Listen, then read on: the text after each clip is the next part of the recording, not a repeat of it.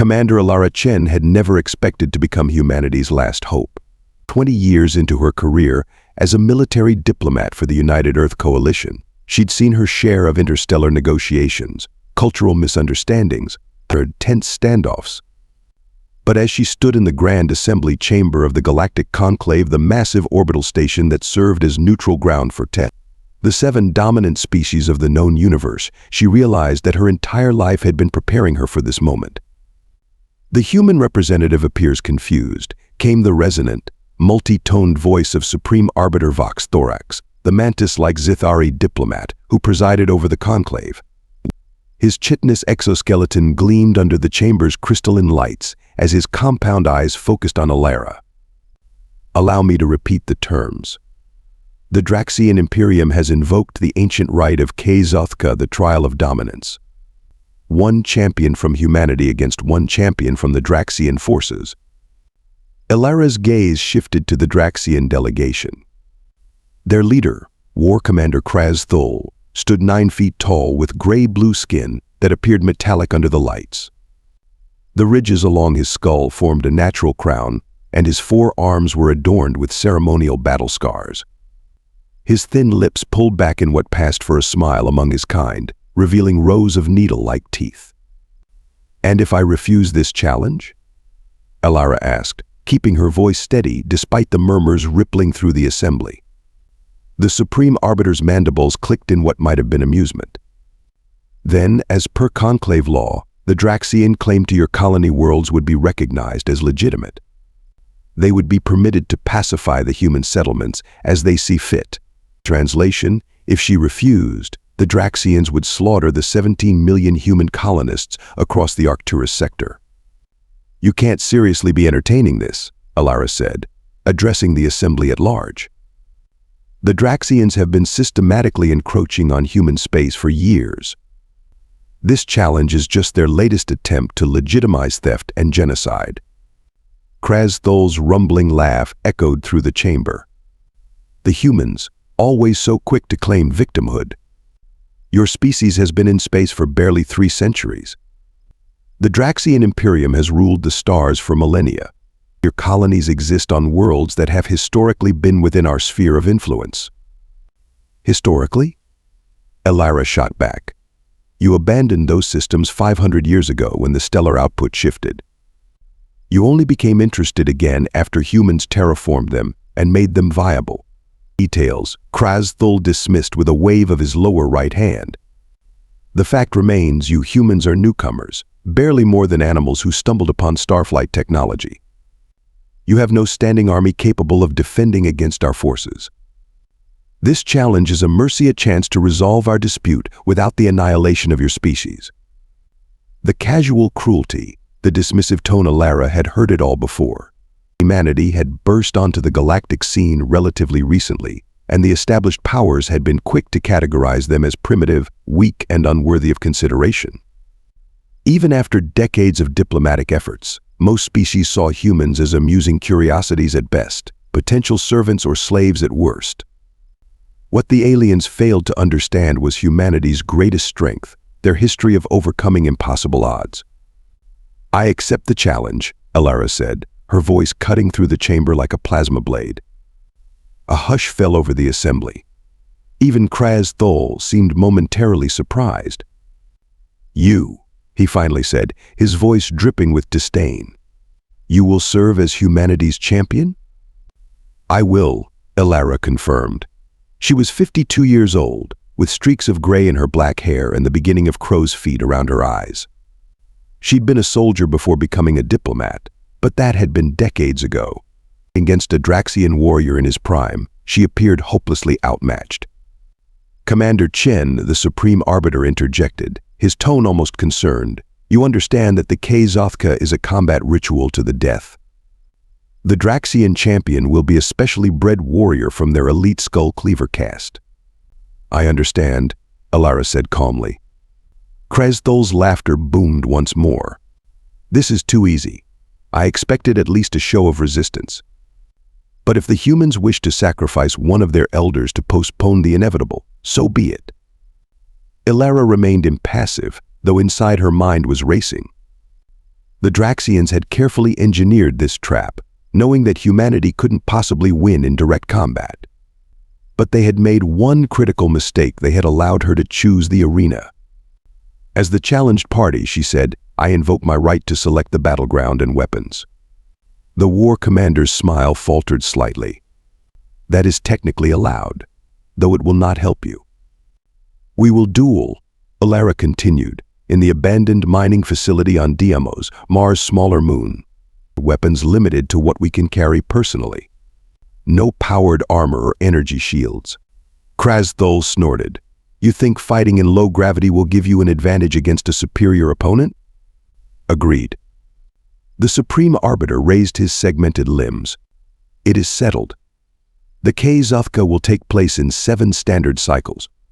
May the stronger species prevail." As the assembly dispersed, Elara caught a transmission on her neural implant, a priority message from Admiral Zong, her superior at United Earth Command. "Have you lost your mind, Chen? You just volunteered to fight a Draxxian death-commando." Elara allowed herself a small smile as she composed her reply. "Trust me, Admiral. The Draxxians think they've challenged a human to a duel. They're about to learn what they're really up against." The abandoned mining complex on Deimos was a warren of tunnels, extraction chambers, and processing facilities carved directly into the moon's rocky surface. It had been one of humanity's first off-world mining operations, established nearly 2 centuries ago, before being decommissioned when the easily accessible ore ran out. Now it would serve as a killing ground. Elara spent the 6 days before the duel exploring every inch of the facility. Though officially both combatants were granted equal access to familiarize themselves with the terrain, the Draxxian champion, a hulking specimen named Gorn Var, had barely bothered. He had made one cursory tour through the main tunnels before dismissing the location as irrelevant to his victory. That arrogance would cost him. On the 7th day, as Elara prepared in a small antechamber that had once been an overseer's office, her neural implant chimed with an incoming transmission. "You're certain about this?" It was Admiral Zong's voice, tense with concern. "As certain as I can be," Elara replied subvocally, the implant picking up the minute muscle movements in her throat. "Has the package arrived?" "It's waiting where you specified." "Chen, this plan of yours is our only option," she finished for him.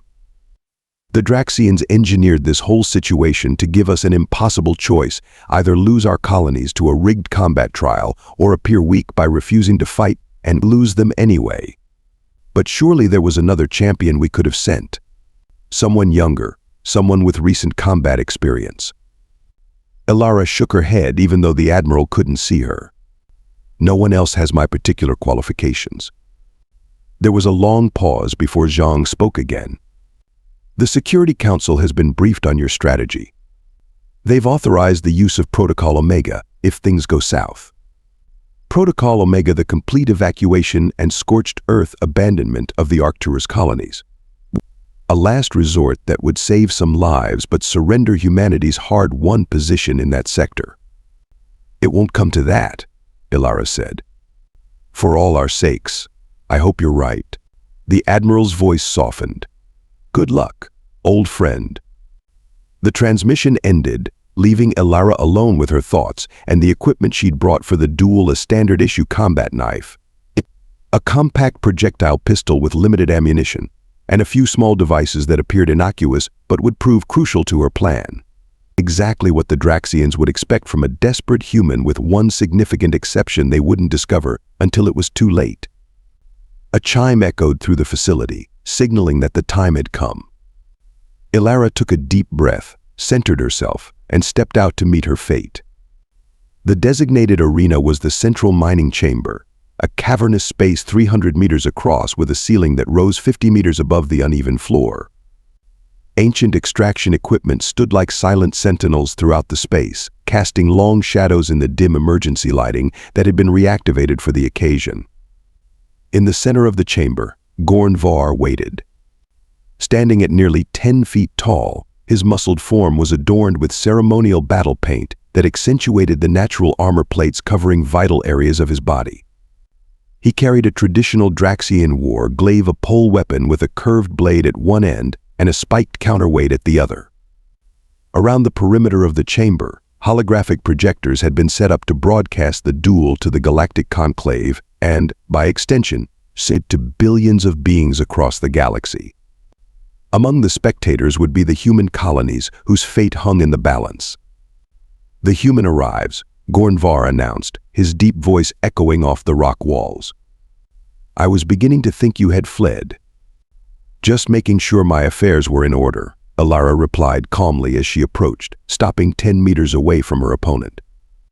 The Draxxian warrior looked her up and down, making no attempt to hide his contempt. "You bring a knife and a primitive projectile weapon to face me? Your species truly doesn't understand the concept of honor." "On the contrary," Elara said, "we understand it perfectly. We just have a different interpretation." Before Gornvar could respond, the holographic image of Supreme Arbiter Vox Thorax materialized between them, representatives of humanity and the Draxxian Imperium. The Arbiter intoned, "You stand here to participate in the ancient rite of K-Zothka, the trial of dominance. The terms have been agreed upon. The duel will continue until one combatant yields or can no longer continue. There will be no outside interference. May the rightful claim to the Arcturus sector be determined by your valor and skill." The hologram faded, and for a moment, silence reigned in the chamber. Then Gornvar lunged forward with shocking speed for a being of his size, his war glaive sweeping in a deadly arc toward Elara's head. She was already moving, using the low gravity of Deimos to propel herself backward and to the side, and barely avoiding the blade as it whistled through the space where she had been standing. "First lesson about humans," Elara called out as she landed in a crouch behind a piece of mining equipment. "We're faster than we look." The Draxxian grunted and advanced, more cautiously this time. "Speed means nothing without strength behind it. You cannot harm me with your toys." He was right in one sense. Conventional weapons would barely penetrate his natural armor, and even if they did, Draxxian physiology was remarkably redundant. They could sustain injuries that would kill most species and continue fighting. But Elara had no intention of fighting fair. She fired 3 quick shots from her pistol, not at Gornvar directly, but at a coupling on a suspended ore processor above him. The ancient mechanism groaned, then gave way, sending a shower of metal debris raining down. The Draxxian raised his arms to shield himself from the falling shrapnel, which was exactly what Elara had been counting on. She used the distraction to sprint across to the other side of the chamber, activating one of the small devices she'd brought and attaching it to a support column. "Running already?" Gornvar taunted as he emerged from the debris, a few cuts on his exposed skin already beginning to seal themselves. "I expected at least a token resistance." "Second lesson about humans," Elara replied, firing another shot that ricocheted off a metal surface near the Draxxian's head, forcing him to duck. "We're resourceful." For the next 20 minutes, the duel continued in this fashion, Elara evading direct confrontation while luring Gornvar deeper into the complex, setting up small devices at strategic points, using the environment to create obstacles and distractions. All the while, she was careful to maintain the appearance of a desperate prey slowly being worn down by a superior predator. It was an act. Every move, every feigned stumble or gasp of exertion was calculated to reinforce the Draxxian's belief in his inevitable victory. After one particularly close call where the war glaive sliced through the fabric of her uniform, drawing a line of blood across her ribs, Elara found herself cornered in a smaller chamber with only one exit, which Gornvar now blocked. "No more running, human," he growled, advancing slowly, savoring the moment. "Your primitive tactics have only delayed the inevitable. Any last words before I claim victory for the Imperium?" Elara straightened up, and for the first time since the duel began, she smiled. "Third lesson about humans, Gornvar. The most important one." She raised her wrist, where a small control panel glowed with a ready signal. "We don't fight fair. We fight to win." She pressed the button. Throughout the complex, the small devices she'd planted came to life, emitting a specific frequency that humans couldn't perceive, but which targeted a particular vulnerability in Draxxian neurophysiology. Gornvar staggered, his war glaive clattering to the ground as he clutched his head, mandibles gnashing in confusion and pain. "What treachery is this?" he gasped. "Not treachery," Elara corrected, advancing on him now. "Research. You see, while the Draxxians were dismissing humans as primitives not worth studying, we were learning everything we could about you, including the fact that your sensory organs are particularly susceptible to certain sonic frequencies." The Draxxian warrior struggled to remain upright, his equilibrium devastated by the sonic attack that human ears couldn't even detect. "This is dishonorable," he managed to say. Elara's expression hardened. "Honor? Was it honorable to engineer this entire conflict as an excuse to seize colonies you abandoned centuries ago? Was it honorable to threaten genocide if we didn't comply with your rigged challenge?" She kicked the war glaive away from his reach and drew her knife. "Final lesson about humanity, Gornvar. We've spent our entire history fighting against nature, against each other, against extinction. It's made us very, very good at recognizing when someone is trying to exterminate us." The Draxxian looked up at her through pain-clouded eyes. "Finish it, then. Prove that humans are the savages we always believed you to be." Elara paused, the knife held steady in her hand. Then, to Gornvar's surprise, she deactivated the sonic devices with her wrist control. "That's where you're wrong," she said quietly. "We're not savages, we're survivors. There's a difference." She stepped back, allowing the Draxxian to slowly regain his composure. "I could kill you. The rules of Zothka would permit it. But instead, I'm offering you a choice. Yield now, return to your people with the message that humanity is not to be underestimated, and live to fight another day." Gornvar stared at her in disbelief. "You would show mercy? After all this?" "Not mercy," Elara corrected. "Strategy. Dead warriors tell no tales. But you? You can tell the Draxxian Imperium exactly what happened here today." For a long moment, the chamber was silent save for the Draxxian's labored breathing. Then, slowly, deliberately, he pressed his right fist to his left shoulder, the traditional Draxxian gesture of submission. "I yield," he rumbled, the words clearly painful to his pride. The human has won. 3 days later, Elara stood once more before the Galactic Conclave, this time with a very different atmosphere surrounding her. The assembled representatives of the 7 dominant species regarded her with a mixture of newfound respect, curiosity, and in some cases, poorly concealed unease. Supreme Arbiter Vox Thorax raised his segmented limbs for silence. "The Zothka has been concluded," he announced. "In accordance with ancient law, the human claim to the Arcturus colonies is recognized as legitimate and inviolable. Furthermore, the Draxxian Imperium is bound by the terms of the challenge to cease all hostilities against human interests in that sector." War Commander Duel, standing with his delegation, looked as though he had swallowed something particularly unpleasant. "The Imperium acknowledges the outcome of the trial," he said stiffly. "The human was victorious." "Not just victorious," Elara interjected, stepping forward. "Enlightening. I think it's time we clarify humanity's position in this conclave." She addressed the entire assembly now, her voice carrying with a newfound authority.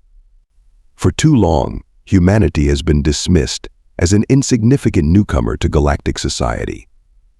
You've underestimated us, patronized us, and in some cases, actively worked to limit our expansion and influence. That ends today." Murmurs rippled through the chamber, but no one interrupted her. The Draxxians thought they had devised the perfect trap, a ritual combat that no human could possibly win against a genetically engineered warrior. They didn't account for one thing. Humanity's greatest weapon has never been our physical strength. It's our minds, our adaptability, our refusal to accept defeat even when the odds seem impossible.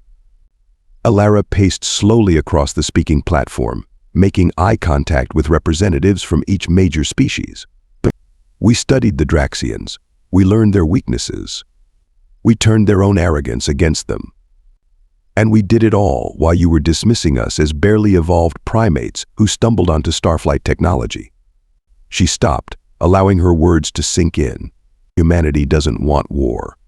We don't seek dominance over other species or control of the Conclave. What we want is respect, recognition that we belong here among the stars just as much as any of you. We want fair treatment, equal standing, and the right to protect what's ours. The Supreme Arbiter's compound eyes studied her with newfound intensity. What exactly are you proposing, Commander Chen? A recalibration of our relationship, Elara replied. Humanity requests no. Humanity demands full voting rights within the Conclave, an end to the technology sharing restrictions imposed on us, and formal recognition of all our current colonial holdings as sovereign human territory. Krasdul stepped forward, his voice barely containing his rage. This is outrageous.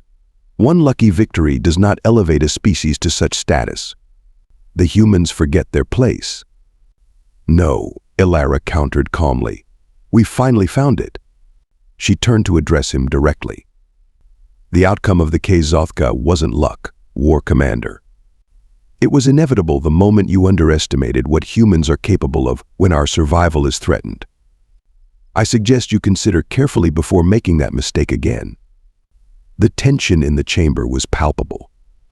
For a moment it seemed as though the Draxxian might challenge her then and there, consequences be damned. But something in Elara's steady gaze gave him pause. Finally, the Supreme Arbiter broke the silence. The human requests will be taken under advisement by the full Conclave. Until a decision is reached, the status quo will be maintained with the exception of the Arcturus matter, which has been settled by the Zothka. It wasn't everything Elara had hoped for, but it was a beginning.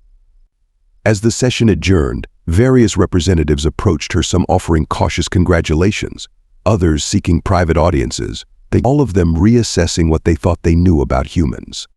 Later, as Elara prepared to board her shuttle back to Earth, she received one final visitor, Gornvar himself. The Draxxian warrior had shed his ceremonial armor for simpler attire, and the battle paint had been washed from his skin, revealing the natural patterns beneath.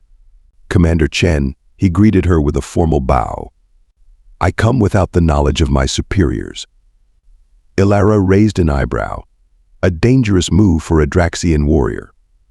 Perhaps, he acknowledged, but your victory has inspired me to reconsider certain assumptions, such as the belief that physical might is the only strength worth respecting. Gornvar studied her with eyes that held none of their previous contempt. You could have killed me. By our laws, by the terms of the Zothka, my life was yours to take. Yet you chose otherwise. I told you why, Elara said. Yes, strategy. The Draxxian tilted his head. But I have come to suspect there was more to it than that. A principle, perhaps. Elara smiled slightly. We have a saying on Earth, the true measure of a person is how they treat those who can do nothing for them or to them. Killing you would have been easy. Showing you that there's another way. That's the real challenge. Gornvar considered this for a long moment. The Imperium will not easily abandon its ambitions. War Commander Krasdul is already planning how to circumvent the Zothka verdict. I expected nothing less, Elara replied. But when that day comes, humanity will be ready. And perhaps this time, we won't have to face the Draxxians alone. The warrior's expression remained unreadable, but he inclined his head slightly before turning to leave. At the doorway, he paused. One question, if I may. The sonic weapons you used, they weren't standard human technology, were they? No, Elara admitted. They were specially designed for that confrontation, based on research we've been conducting for years. Then you knew, Gornvar said slowly. You knew the challenge was coming. You were prepared. Elara's smile widened just a fraction. Fourth lesson about humans, Gornvar, we're always watching, always learning, always preparing. It's how we've survived this long. The Draxxian nodded, a new respect evident in his posture. I believe the Conclave has much to learn about humans, Commander Chen. As do we all. After he departed, Elara's neural implant chimed with an incoming transmission from Admiral Zhang. This mission accomplished, she reported before he could speak. The Arcturus colonies are secure, and humanity has made its point to the Conclave. At considerable risk, the Admiral replied, though she could hear the relief in his voice. The Security Council wants a full briefing on how you knew the sonic disruption would work. Our intelligence on Draxxian physiology was supposed to be theoretical at best. Elara gazed out the viewport at the massive Conclave station, where representatives of the most powerful species in the known galaxy were now grappling with the implications of what had occurred. Let's just say that humanity has been playing a longer game than anyone suspected, Admiral. The Draxxians aren't the only ones who've underestimated us. As her shuttle departed for Earth, Elara reflected on the changes that her victory would bring. The road ahead would not be easy. Respect from the galactic community wouldn't come overnight, and some species would resist the shifting balance of power. But humanity had done what it had always done throughout its turbulent history: adapt, overcome, and emerge stronger than before. The message had been sent, clear and unmistakable. Humanity was here to stay, and the stars would never be the same.